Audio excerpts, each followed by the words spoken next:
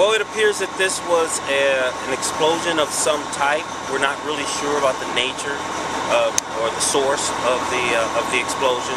There was natural gas that was connected to the structure. We haven't ruled that out, and it is under investigation at this time. No occupants is a vacant property, and it has been vacant for quite some time. No persons were injured. That's a complete total loss. Complete loss.